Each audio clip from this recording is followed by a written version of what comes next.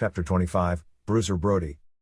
As the booker of the Dallas office, I would constantly get phone calls from wrestlers in other territories looking for work. If I couldn't bring them in, my policy was to always be upfront with them and tell them why. For example, I might tell them that my roster was full and suggest that they call me back in 3 months.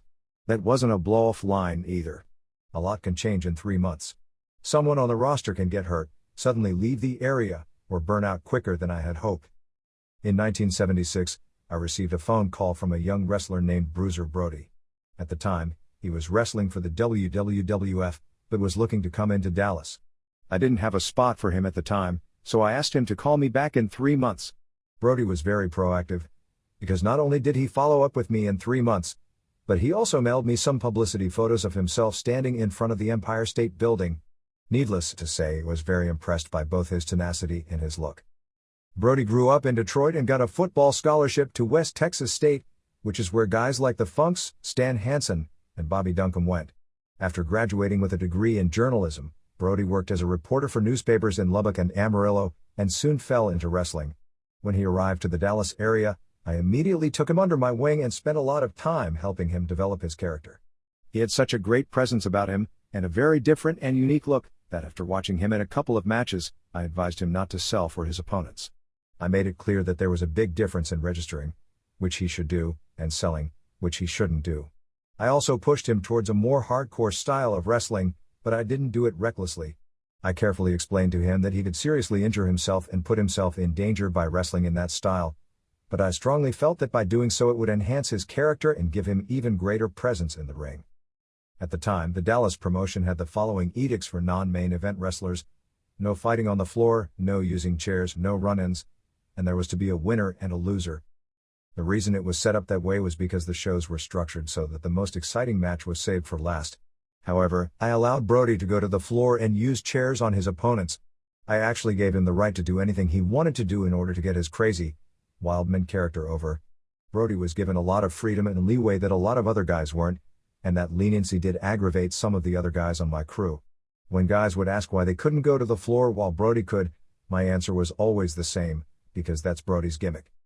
If Bruiser Brody came off any way other than completely wild and unpredictable, it would have been harmful to his persona. Therefore, I restricted all others on the card from doing anything remotely similar to him. It was his gimmick, and it was sacred. Eventually, Brody was over to the point that I booked him in a feud against Fritz Von Erich. They had some exciting matches, but interestingly enough, I found that it was a match that the people just didn't want to see. Every time they would face off, 7 minutes into the match, Fritz would get all blown up. And it was clear that Brody was dominating him. The fans started to realize that Fritz was on the downside, and due to Brody's hardcore style, they doubted, for the first time ever, that Fritz could prevail. A good booker has to be steeped in not only watching the matches, but also in listening to the crowd reaction they get. I recognized the fans' concern for Fritz immediately, and eventually had to end their feud. Even though Fritz was an aging champion, I understood that Fritz was legendary in Texas, and I had to take care of his image. If I continued the Fritz and Brody feud, it would have taken Fritz's reputation as the dominant ass-kicker in Texas away much too soon. The silver lining in that was that I also realized I had found Fritz's replacement. I never really looked at Kevin, David, or Kerry as Fritz's ultimate replacements, but after that particular series of matches I definitely started to look at Brody in that vein. Bruiser Brody was the one guy who could replace Fritz as the toughest guy Dallas wrestling fans ever saw in the ring, and once I realized that, I switched Brody to a babyface. Having Bruiser Brody on my crew was a blessing for me, because not only was he a tremendous talent, but we were really comfortable with each other. He was just one of those guys that I met and really clicked with, and in no time, Bruiser Brody became more than just a guy on my crew. He was my buddy. When I first arrived as the booker for Dallas, Paul Bosch asked if I would book Gino Hernandez in the Dallas territory. I remembered Gino from when he was a kid. He would get out of school early on Fridays to come and work for Paul at his office in Houston. Then he would go to the arena that night and throw things at me and the spoiler during our matches. After the shows, he would try to sneak in the dressing room and catch the spoiler without his mask on. That was Gino's big ambition in life as a kid, and I couldn't believe that he was now a wrestler. I told Paul that I would be happy to book Gino wherever I could, and Paul was very pleased to hear that because Gino was like a son to him. And for the record, the rumor that Gino was Paul's illegitimate son is an out-and-out lie. Paul had ladies on the side, and I knew all of them, but Gino's mother wasn't one of them. Gino's real name was Charles Wolfe, and his biological father was from Sheepshead Bay, New York. Unfortunately, he deserted his family shortly after Gino was born, and Gino's mother remarried a wrestler by the name of Louis Hernandez. Gino took his new stepfather's last name, but unfortunately, Louis was a heavy drinker and a pill popper, and was very cruel to Gino. Louis Hernandez worked out of the Houston booking office back when it was run by Morris Siegel, and Paul booked him on a tour of Japan. Louis died while on that tour, and in some way, Paul always felt responsible. After that, Paul became Gino's surrogate father, made sure Gino was well provided for, and gave him a life where he didn't have to worry about money. When Gino arrived in Dallas to wrestle, I found him to be a handsome young guy, and was impressed by what a damn good worker he was for someone who had been wrestling for under a year. He truly was a natural. After booking Gino for a few weeks, I asked Paul if he would object to me putting Gino in my crew along with Tim Brooks, Mark Lewin, and the Spoiler. Paul was thrilled, but I didn't do that to appease Paul. I did it because Gino was really special, and I saw that he had a lot to offer. I truly wanted to take Gino under my wing and help him develop his talent and become a big star. Gino was electrifying in the ring. He could walk into a room and every guy wanted to kick his ass, and every girl wanted to love him. I actually had to assign Tim Brooks to be Gino's personal bodyguard, because Gino naturally had that kind of heat wherever he went. Over the years, Gino would become like a son to me, and I loved him to death. There was an old hardcore gym in downtown Dallas that Skander Akbar's cousin owned, called Doug's Gym. It was a no-amenities gym. For example, when Doug wanted to enlarge it, he simply knocked the wall down with a sledgehammer. That was the extent of renovating. Every day, first thing in the morning, Mark Lewin and Bruiser Brody would go to Doug's. They would do their warm-ups, and then start their squatting. You would have thought the two of them were training for the Olympic squatting team the way they went at it. Then, after their workout, they would go for breakfast at a coffee shop across the street and sit in the same booth. They were perfect playmates. The only problem was, Bruiser was a babyface and Mark was a heel, and in 1977, kayfabe was next to holiness. Sure enough, Fritz called me in a rage one day, screaming, "What is this I hear about Bruiser Brody and Mark Lewin eating near the gym together? Fire them." "Who told you that?" "I don't believe it," I said, even though I had a hunch he was right. Mark and Brody would never do something like that. I then found Mark and Brody and told them, "Guys, stop going out to eat near the gym together." Brody and Mark understood where I was coming from, and assured me they would stop eating near the gym together. About a week later, Fritz called me in another rage, this time saying Brody and Mark were spotted eating breakfast in a restaurant across town. When I confronted Brody and Mark about that, they confirmed it, with Brody oh so cleverly pointing out, "Gary, we only promised you that we wouldn't eat together at the restaurant near the gym." Kayfabe is a funny thing. While the seriousness of it in the 70s cannot be overstated, sometimes certain guys would throw kayfabe away for a good buddy, so what Mark and Bruiser were doing was not exactly uncommon no matter what any other old school booker or promoter says these days. If a heel and a babyface liked each other and enjoyed hanging out together, regardless of what anyone in the office said, did, threatened, or tried, they would find each other. I knew those things were going on, but what was I supposed to do? Spend all my free time trying to catch guys in the act, or fire them based on rumors? As far as I was concerned, heels and babyfaces could spend as much time with each other as they wanted, as long as they were careful about it and didn't cause me problems with Fritz. Because there was no one stronger on kayfabe than Fritz Von Erich. One time Rocky Johnson, Tim Brooks, and I all drove to Houston to work a show. Now Rocky was a babyface, so there I was, the booker of the territory, completely breaking kayfabe. Even though I shouldn't have been doing that, Tim and I really liked Rocky because he was a good guy, and we had a lot of fun with him. After the show, we were driving back to Dallas when we came upon a barbecue restaurant in Fairfield, just 60 miles from Dallas. We went in, sat down, and ate like pigs. When we were done, we jumped back in the car and must not have paid attention as to where we were going, because after a while, we saw a sign that read Houston, 26 miles. We were having such a good time together that we mistakenly drove back towards Houston rather than continuing on to Dallas. Rocky and Tim started panicking, asking, "What are we going to tell our wives? How can we explain that we got home at 8 a.m. when we should have been home by 3 a.m.? I said, "I don't know about you two, but I'm going to tell my wife the truth. You can't make stuff like this up." I spent a lot of time with Rocky Johnson, and his son, Dwayne, was always hanging around. My wife and I had always wanted a child of our own, but had a few miscarriages during our marriage. We had one in Australia, one in the Carolinas, and one in Atlanta. When we got to Dallas, our luck changed, and our first son Jason was born on September 23, 1977. He was born by cesarean, so I knew when he was going to come into the world. I was scheduled for a show in Houston that night, so I called Paul and told him that I wouldn't be able to make it because my wife was having our first child by cesarean. Paul congratulated me, wished me well, and on Monday morning when I arrived at the office, Danny Pletches gave me 2 envelopes from Paul, one marked for me containing my $500 payoff from the show I didn't even make, and another with a $500 savings bond for Jason.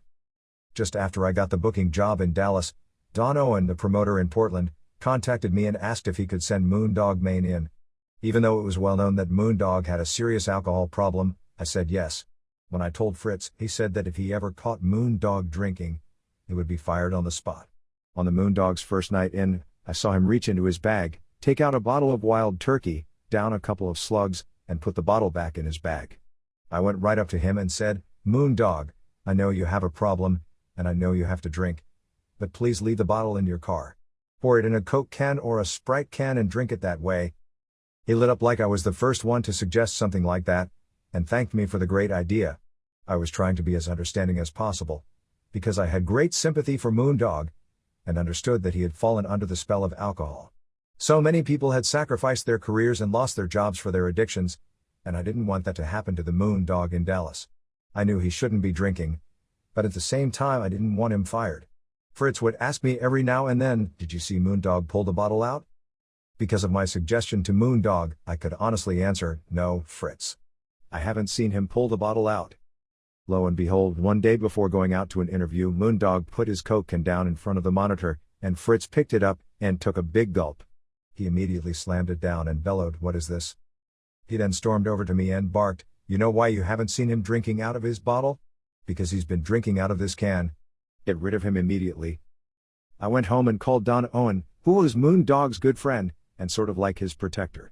I explained that Fritz wanted me to send the Moondog home, but I thought that if Don called Fritz something could be worked out. Don was a hell of a guy.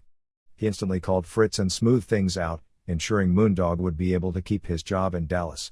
After that, I put JJ Dillon as the Moondog's manager, and started to position him as a challenger for Fritz's American title. Since Moondog Maine had an unusually large head, JJ would go out on interviews and claim his head was too big for Fritz's claw. JJ would bring out a football, show how easy it was to apply the claw on that, and then he would bring out a basketball, saying it was just like the Moondog's head, and show how difficult it was to apply the claw on that. It was an exaggeration, of course, but it was a unique analogy to other sports. It worked out well, because when Fritz would try and get the claw on Moondog, it wouldn't work, and he would have to apply it on his stomach. Things were going well with Moondog, and after his feud with Fritz died down, I booked him in a match against Jose Lothario in the Houston Coliseum, where the winner would face the NWA champion the following week. I was managing Jose that night, with the gimmick being that I could take Jose to the world title. It was set up that Moondog would win the match, and then Jose and I would get into a fight because he didn't win. Then Gino would come down to save me and start a program against Jose. It was a little complicated, but nothing that we couldn't handle if everyone was at the top of their game. The finish was that Moondog would slam Jose, then go up to the top rope and dive off for the pin. However, on the way up to the top rope, Moondog drunkenly fell off backwards and knocked himself out. JJ had the damnedest look on his face and whispered, "Gary, what are we gonna do now?" "Well, it doesn't look like you're working with the champion next week." I deadpanned. I first met JJ in the Carolinas, and I liked having him in Dallas as another manager. I thought that was good for business, because why should I be the only manager? Having 2 managers in the territory gives the manager job credibility. If you really think about it, isn't it odd to have 20 wrestlers on a roster, but only a couple of them have a manager? I also saw JJ as the perfect foil for me to have heel versus heel matches with. My way of thinking was, why would I only want to fight good guys? If a heel was the American champion, I would be foolish not to want Mark Lewin or the Spoiler to get a shot. At the time I was managing Professor Tanaka, so I told JJ to show up on TV with Tanaka and start talking about how he just signed him. During JJ's interview I came bursting out screaming, "What are you talking about, Dillon? He's with me." JJ whipped out a contract and gloated, "You must not have been very interested in him, because his contract ended and you didn't notice." So I took the liberty in signing him up. As he was waving the contract in my face, I was screaming, "Clerical error." At that moment, my war with JJ Dillon was off and running. Even though I still acted like a heel, the fans really wanted to see me defeat him, so they got behind me in our feud. I always felt that I could assume the role of a fan favorite if the villain I was working against was strong enough, and JJ more than fit the bill. When David Von Erich was ready for his training, I told him to come to the sportatorium so I could go through the same process with him that I did with Kevin. However, David insisted, "Uncle Gary, I'm ready to go. Kevin, Carrie, and I have been wrestling down by the pond, and I could have a match right now." Unbeknownst to me and Fritz, Kevin had secretly taught David and Carrie everything he had learned from me, Tony and Lay. Sure enough, after some tryouts, I could see that David was indeed ready to start wrestling. At that point, I sent Kevin to Honolulu to wrestle for Lord Blears, because I really wanted to give David a fair opportunity and not debut under the shadow of his older brother. Kevin loved going to Honolulu, anyhow, so he was happy to do it. Kevin has a degree in marine biology, is really into diving, and would go down to Central and South America every chance he got for diving expeditions. Carrie didn't require extensive training, either, and was a natural in the ring from the word go.